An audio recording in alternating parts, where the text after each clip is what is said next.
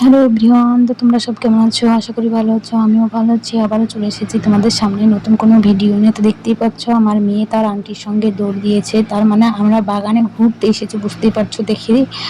আর বাগানে এখন তো অনেক আম গাছে অনেক আম ধরেছে। তো আম গাছেই একটা ঝুলুক টাঙানো ছিল, দেখো আমরা দুজনে কাড়াকাড়ি লেগে গেছি।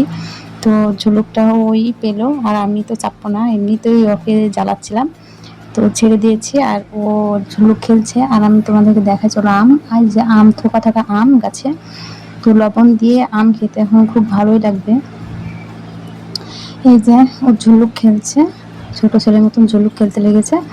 তো বড় হয়ে গেলে কি হবে, ছোট কালকার দিনগুলো তো সবারই ইচ্ছা করে, মনে পড়ে যে ফেলে আসা দিনগুলো তো কেউ পায় না। তাই তো ও হচ্ছে ছেলে বলে ওর স্বপ্নটা পূরণ করতে পারলো, কারণ ঝুলুকটা তো আমারও চাপার শখ, তো চাপতে পারলাম না।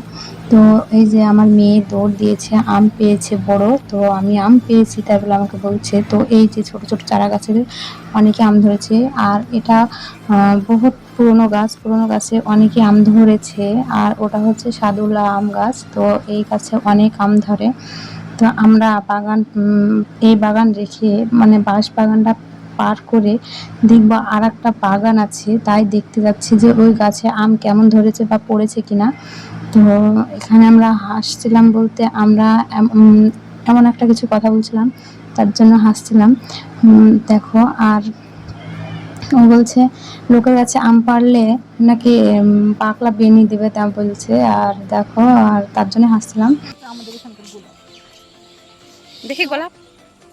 তো এখানে যত বাঁশ বাঁশ ঝাড় দেখছো, বাঁশ বাগান দেখছো, এটা হচ্ছে এগুলো সব হচ্ছে আমার দাদু, ঠিক আছে? তো যাদের ফ্রিতে বাঁশ লাগবে আমাকে বলবে, আমার সঙ্গে কন্ট্যাক্ট করবে, এখানে ফ্রিতে বাঁশ দেওয়া হয়, ঠিক আছে? তাই বলো যে বাঁশ বাগানটা কেমন লাগছে তোমাদের? কোনো যত্ন করতে হয় না, এমনি গজিয়ে যায় বড় বড় বাঁশ।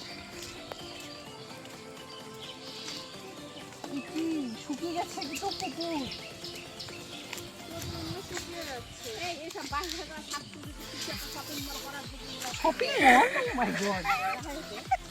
গাইজ আমরা ভাবছি এখানে বাঁশ বাগানটা কেটে এখানে একটা শপিং মল তৈরি করব। তো কেমন হবে বলো? কেমন হবে, ঠিক আছে?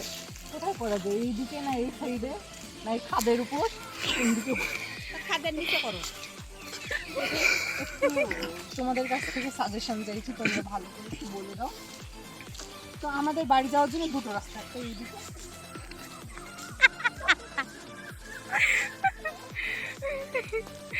এই তাল গাছটা অনেকদিন আগে এমনি হয়েছিল, কেউ লাগায়নি। তো এই তাল গাছটাকে নিয়ে আমাদের ফ্যামিলিতে অনেক ঝামেলা হয়েছিল যে তাল গাছের তাল কে খাবে, ঠিক আছে? সে ঝামেলার পরে যে মানে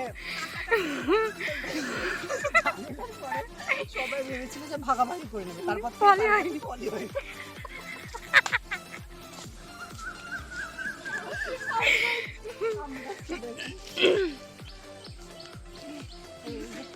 এগুলো সব হচ্ছে আমাদের এই বড় গাছটা।